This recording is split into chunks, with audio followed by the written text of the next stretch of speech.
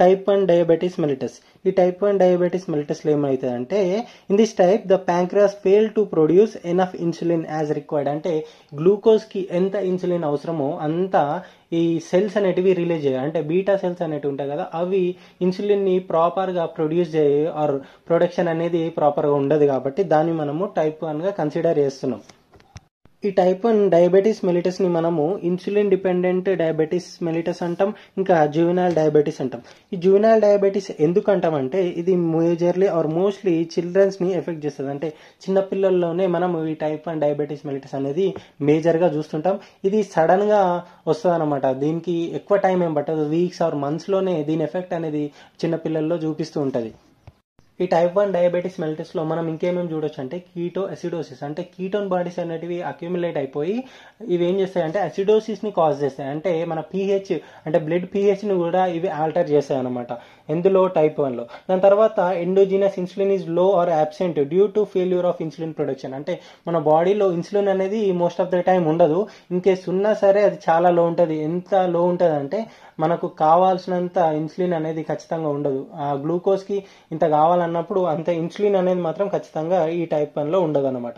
దాని తర్వాత మనము ఇప్పుడు ఇంకొక టాపిక్ చూసుకున్నాం, అదేంటంటే సైన్స్ అండ్ సిమ్టమ్స్. ఈ టైప్ 1 డయాబెటీస్ మెలిటస్లో ఎలాంటి సైన్స్ ఉంటాయి అంటే ఏమేమి మనము చూడొచ్చు, దాంట్లో ఉండే సిమ్టమ్స్ ఏంటి, వాటి గురించి ఇప్పుడు తెలుసుకుందాం.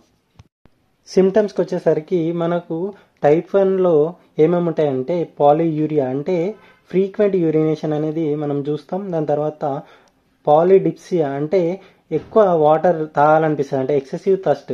దాని తర్వాత పాలీఫేజియా హంగర్ అనేది కూడా ఎక్కువ ఉంటుంది. ఫెటిగ్, దాని తర్వాత బ్లర్ డివిజన్, తర్వాత హైపర్ వెంటిలేషన్, ఫ్రీక్వెంట్ ఇన్ఫెక్షన్స్ అనేటివి కూడా అవుతుంటాయి. తర్వాత స్మెల్ అనేది చేంజ్ అయిపోతుంది, హెడ్ఏక్స్ వస్తుంటాయి, స్లీపీనెస్ ఉంటుంది, వెయిట్ లాస్ అనేది కూడా మనము ఈ టైప్ 1 డయాబెటీస్ మెలిటస్లో మనము చూడొచ్చు. Next pathophysiology.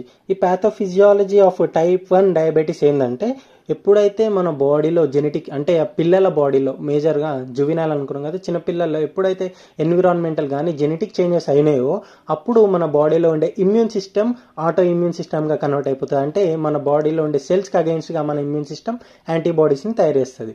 ఆ యాంటీబాడీస్ ఏం చేస్తాయంటే టీ హెల్పర్ సెల్స్ని యాక్టివేట్ చేస్తాయి. దాని తర్వాత ఆ టీ హెల్పర్ సెల్స్ సైటోకైనిన్స్ని రిలీజ్ చేస్తాయి. ఆ సైటోకైనిన్స్ వల్ల మనకు మన బీటా సెల్స్ ఏవైతే ప్యాంక్రియాస్లో ఉంటాయో బీటా సెల్స్ అనేటివి ఇన్ఫ్లేమ్ అయ్యి ఫర్దర్గా అవి డ్యామేజ్ అయిపోయి చనిపోతాయి. చనిపోయిన తర్వాత ఎప్పుడైతే చనిపోతాయో అప్పుడు అవి ఇన్సులిన్ ఆటోమేటిక్గా రిలీజ్ చేయకపోవడం వల్ల మన బాడీలో ఉండే గ్లూకోజ్ లెవెల్ అనేది పెరుగుతుంది. దీన్ని మనము టైప్ 1 డయాబెటీస్ అంటాం.